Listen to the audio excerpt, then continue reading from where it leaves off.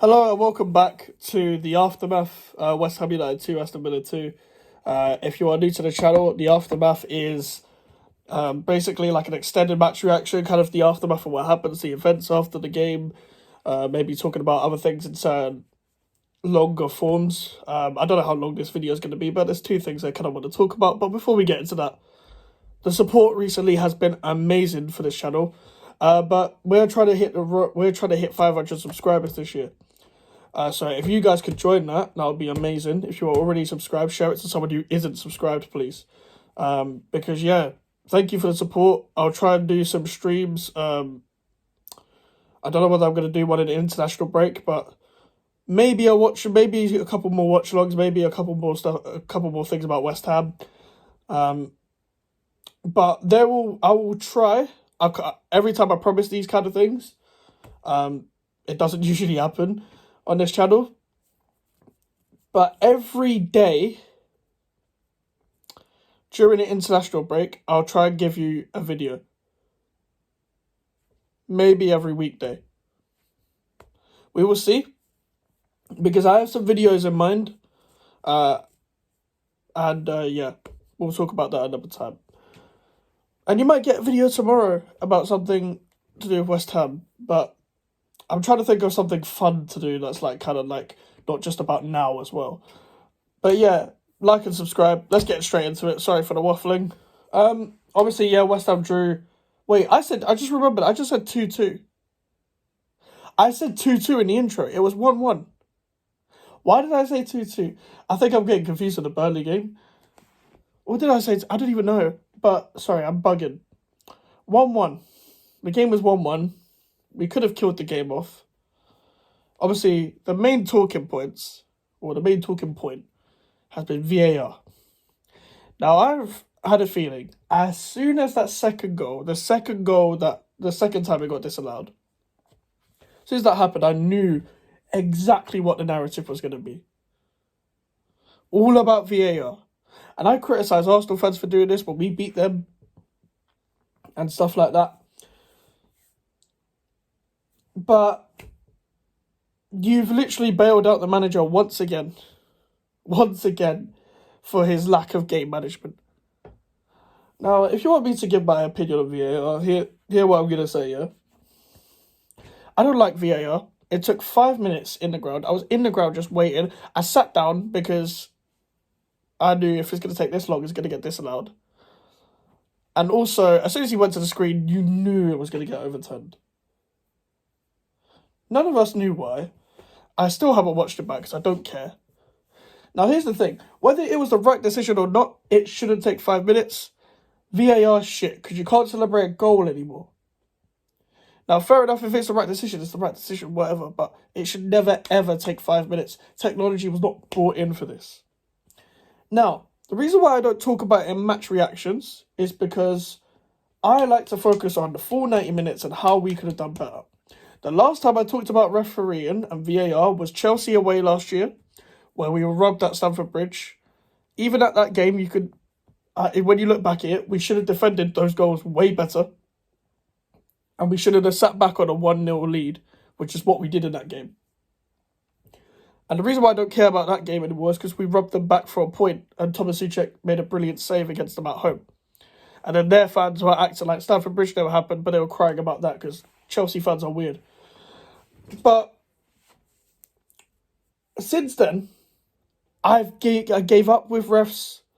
I never commented about a ref. I don't even get angry when a decision, like when a team is time wasting or anything to do that. I don't get angry anymore because I've seen it all. And I'm 20. I'm turning 21 this year. I've seen it all when it comes to refereeing decisions. There's nothing more that can surprise me with how shit this league is when it comes to refereeing decisions. So when we bring the refs into it, I'll keep the same energy for every team. I've kept the same energy with Arsenal. I'm going to keep the same energy with my team. Look at the game in 90 minutes. Think about how we could have done better. If you want to go talk about the refereeing, there's a lot of great West Ham channels that you can watch. They'll probably talk about it as well. But I'm not going to be talking about refereeing. But what I will say is that you, as I said just like a minute or two ago, you bailed out the manager, and no one is talking about that substitution. Now, that is one of the worst things Moyes has done all season. Put a right back on the wing for a striker that was our only outlet all game. Now, this Bowen at striker thing needs to stop. This Jared Bowen striker thing needs to stop immediately. I will talk about that another time. In full, like, extensive whatever. But that needs to stop. He didn't even play well yesterday in general. But playing him at striker, when he was scoring this season, or mainly apart from Brentford, all his goals have been kind of off the right-hand side anyway. Like, if you remember, I'm going to give you an example of the Wolves game. Wolves at home. The reason why Bowen scored from there is because Paquetá switched to a false nine. Kudus played just behind him. Bowen went on the right. Happened the exact same where Bowen was drifting off the right and playing against Man United, playing off the inside. Paquetá ball over the top. And we score. Now, I think the stat still aligns that we haven't lost the game with Emerson, Paquetá and Kudus all starting. I think that's a stat. There's a stat of that somewhere. I saw that, I think, for the Brentford game because Paquetá returned. And obviously, we haven't won without Paquetá. We haven't won a single game without him. Now, I thought Paquetá was slightly better yesterday, but he could have been more. I wanted more from him. Because he's a creative midfielder. I wanted more from him yesterday. But that is his position. He needs to stay there. Because I can already see he's more comfortable there. And you could already see when you play an actual winger down the left. Like, Kudus is not a left winger, but he's still a winger. You play him down there, you get more. You don't get the relationship that Emerson and Paquetá have. That's why I play 4-3-3, and you play a centre midfielder, left winger, left back, all trying to combine. Now, if we played 4-3-3, I reckon we'd be much better. Edson Alvarez was very comfortable in the 4-1-4-1, 4-3-3 earlier this season. Thomas Souček could get forward, Paquetá could get forward. This manager doesn't want to do that. But whatever. But that, as I said, the substitution killed it off. Our only outlet was Antonio. You saw against Burnley. No, not against Burnley. Against Freiburg. Even though Antonio did do well when he came on against Burnley, I think. Was it Antonio? I don't even remember. But at Freiburg, you saw it. The ball stuck to him.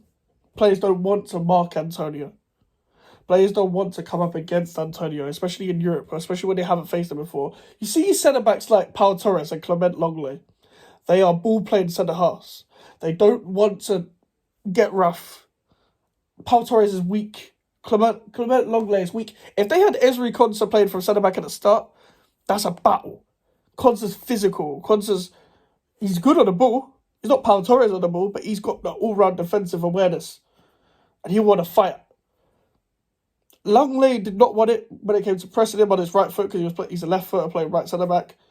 Pau Torres was very good on the ball. We didn't press aggressive enough, but that was too easy for him. We made it so easy for him. The way we played in the first half was great. Like, there was the first 15 minutes was a bit, but last 30 of that was great. It's like, if you play like this for the rest of the season, who knows what could happen? Like, genuinely, who knows what could happen with that? I'll say it how I see it. If we played like that, there'll be no point sacking the manager. But this manager doesn't want to play like that for a consistent period of time. These are the players that you have. You got to play like that. You got to play on the front foot. You don't have to play on... I'm not this guy that's like... I have to specify this a lot. I'm not a style of play merchant. I'm not a guy who's like, we have to play good football at West Ham. I'm not like that. But with these group of players that we do have, it's best if you play a better brand of football to get more out of the attacking players. Because what's the point of sitting back with defenders that can't defend? Now, I don't think Zuma did bad yesterday. Zuma was one of his better games of recent days. And Mavropanos, I don't think, did much wrong, to be fair to him. I think he's a bit like of a head loss on the ball sometimes. But I didn't really have many problems. I think Emerson was getting a bit got out by Leon Bailey at times. But overall, he held his own. I think Soufal in the first half did really well. Second half faded out. I think the whole team faded out. Edson Alvarez was Edson Alvarez, you know.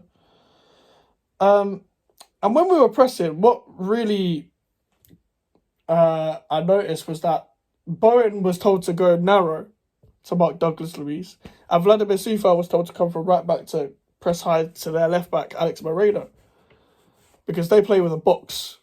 They like to play, their wingers go inside and then their strikers go out wide.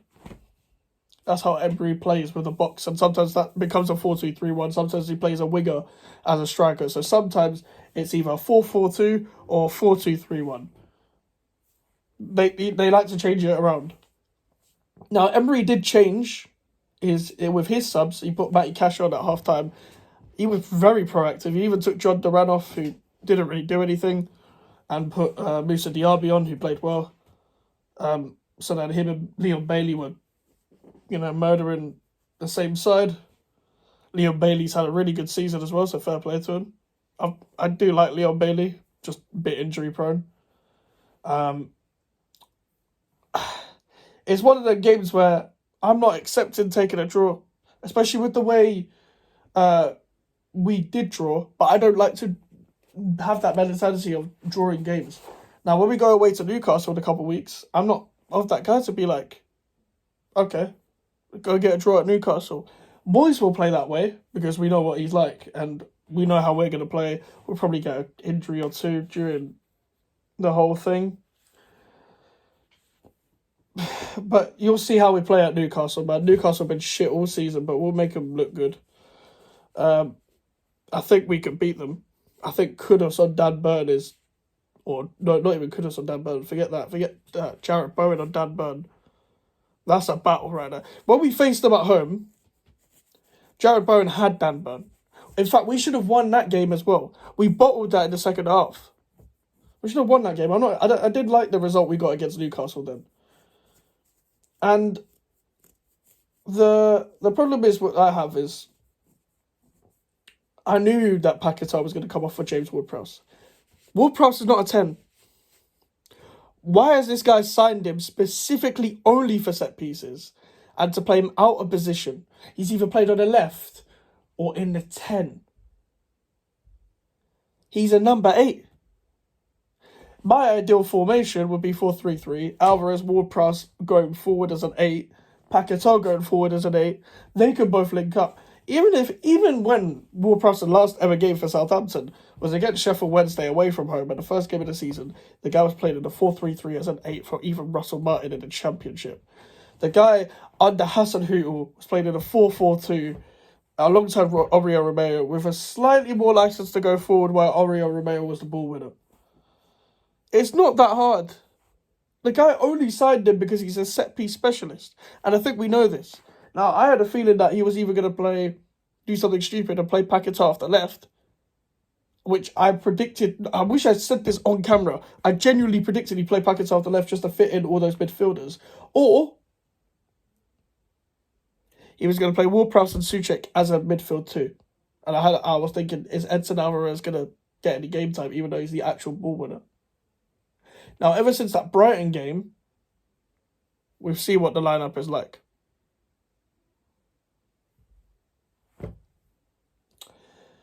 But it is what it is. This manager is going to continue to get bailed out. We didn't adjust to them tactically. We didn't adjust to their substitutions. We didn't carry on the intensity of what we had in the first half. That's the problem. Now, I said this to my parents walking home. If Moyes stays after this season, yeah, and I'm seeing the same decisions, I don't want to be sober for any West Ham game at home that I watch. I will find any way I can to make sure that I am drunk watching that, or even slightly waved. I've got to find some way of not being able to watch that sober. Watching that sober is painful. I don't know why I haven't turned to the fucking drink watching West Ham now. Like, in terms of, not even turned to the drink because, depressed West Ham are so shit. No, it's just painful to watch bad decisions. It's not even just the football, it's bad decisions. It's painful to see momentum shift by one substitute single-handedly. But that's just my opinion. Let me know your opinion in the comments. Let's discuss. Make sure to leave a like on the video. Subscribe if you're new. Road to 500 subscribers, as I said at the start of the video. Social medias are in the description. Twitter, Instagram, TikTok is GVO Mikes. Same as, obviously, Mike spelled. Same on this channel. And yeah, email for any inquiries. I'll see you guys in a bit. Peace.